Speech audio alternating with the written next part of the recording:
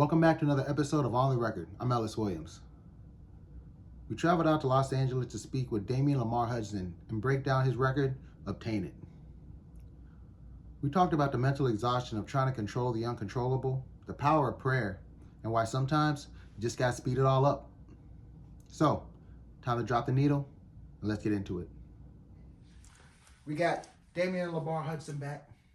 And we're talking about a song that you wrote a couple years ago. How long ago did you write Obtain It? I wrote this song most likely at the end of 2018, maybe 2019. Pre-COVID, a pre-COVID song, a whole different time. This is before we went into that alternate universe.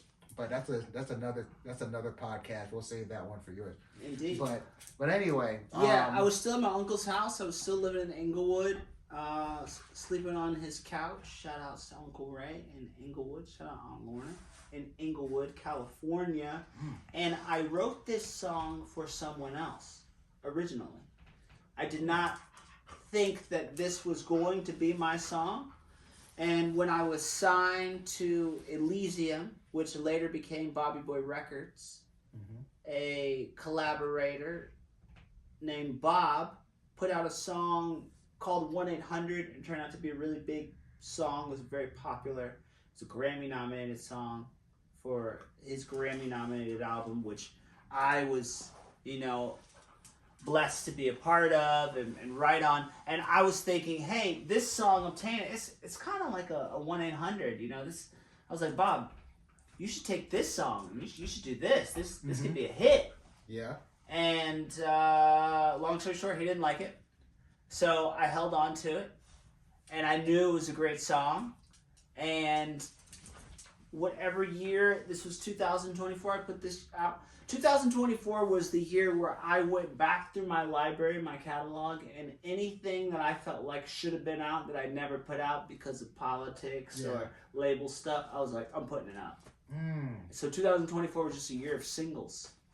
And I put out a bunch of songs that directly connected to like the lost tapes of Damian Lemar Hudson. Let me get these out of the way before I start writing more material, because that song is timeless, and even though it was written at the end of 2018, maybe early 2019, it still holds up in 2026. You said that you went back and looked at songs that, for whatever reason you wanted to put it out but you didn't. This is a great segue into my next question. So, was there anything in the process of writing this song lyrically where, that you felt, maybe this is something I don't really want to talk about, but it just kept pulling you to talk about it in the track? Is there anything like that in this? Well, it's a very vulnerable song, and I believe, it's like a secret to a higher power. It's a secret conversation between me and God. So the secret conversation is in the ethers, and it almost makes this a spiritual connection to something higher.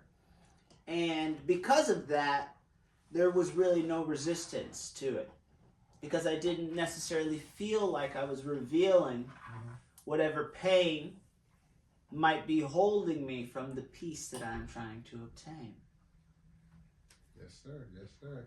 I like songs where it's like a call to action. This definitely is a song that it feels like you're speaking for yourself, but you're also speaking for someone else that might be going through something similar. Right. And I feel like that was the purpose of it. So 100%. that somebody listened to it and they're going through whatever, and they might be speaking to God too. Right. But as you're speaking to God, it's like you have that voice of, hey, just obtain it. Obtain that peace. Go for it. Like we all owe it to ourselves to attain peace and to really want it and demand it. Yeah. At any point in time in our lives. Anyone, everyone. That's a universal feeling, right? Everyone wants sure. love, and everyone wants peace. Everybody deserves love and peace. Exactly. And unfortunately, we have these things called wars. Physical wars and mental wars could be going on internally on a personal level or externally on a global level. So the one that tames pain in my name, the one that tames. If you Google, Google, that's funny. If you Google, what does Damian mean?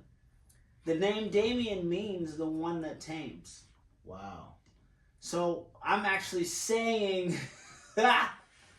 literally, I'm actually saying like, oh, my name is Damian, and I carry a pain. I'm the one that tames a pain that I am trying to, really take hold of and control. Okay. So let's talk about that, because so this song is actually going deeper into not just you the artist, but you the character. Are there any other characters types that you think this song would be fitting for?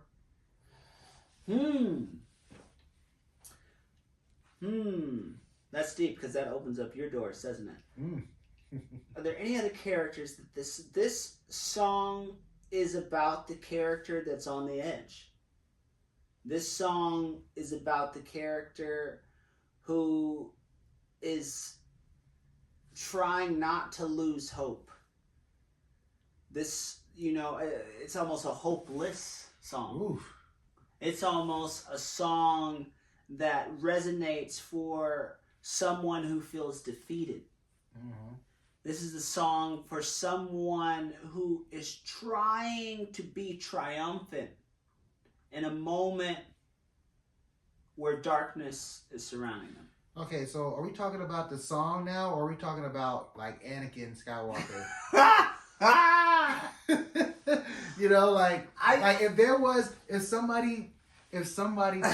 if somebody took Star Wars and they went ahead and made like an urban version of it, and this song would have to be like that moment when he's just like, am I gonna stay on the light, or am I gonna go over the dark? Yeah. And this is a song that's pretty much gonna say like, what is he gonna do? It's on the edge, 100%. It's on the edge. That's crazy, because I even though we're surrounded by Star Wars mentalities, I wasn't even thinking about Anakin when I was describing that. It's crazy, like you just said, I'm just like, whoa. It literally does line up. It lines up so well with that. And Kid Cudi is also a big inspiration for this song. I definitely hear it. The cadence and the sentiment. The drum patterns, the sub. Any Kid Cudi type beats. Yeah. This is it for me. Kid Cudi songs tend to really be like a conversation within himself. You can definitely tell, like, yeah, this guy was going through it when he wrote this, and probably when he recorded it. Like, he might not even have written anything down. He probably just like, this is what is on my heart in this moment, and you guys are just along for the ride. That's what it feels like in this song. You listen to it. I was like, man, I'm taken into your world, and being like, you must be really going through something, and to really like have that come out of you. It's a confession. And to be honest, when I wrote this song, I don't think I was necessarily in a blue state of mind. It's just me trying to play the role of a character. I don't recall having any tough times when I was writing this song. I might have had some bills, but this song is definitely not about that. Yeah. I might have had some IOUs, but that's not what this song is about. It's not like the world is like financially weighing on you. It's a deeper mentality. The energy. Yeah. Feels like morals, like just fundamental, just fundamental morals of like who you're trying to be as a person, not just a man, not just a woman, but as a person moving forward, and really I would say I could definitely see this being used for like maybe a young adult scene of someone who's becoming of age, someone who's like you said, on the edge of who they want to be. This would be a great song for that soundtrack. Let me ask you this: when it comes to the lyrics, did you leave anything like open-ended for the listener to kind of interpret or to see for themselves? As a writer on this track, I definitely didn't want to be too deliberate because I think the music and the composition is somewhat universal and relatable. So perhaps it was a tool or a cheat code for me to leave it a bit vague. Because everyone's going through something. Now, if I were to say exactly what I was going through, perhaps it would make this track a bit more one-sided. Not to say that I'm writing music to cover as many bases as possible, but most of the time when I write, I try not to resist. And whatever comes out, that's what it is. I try to be a vessel that receives. There's an amazing Lionel Richie podcast you should check out.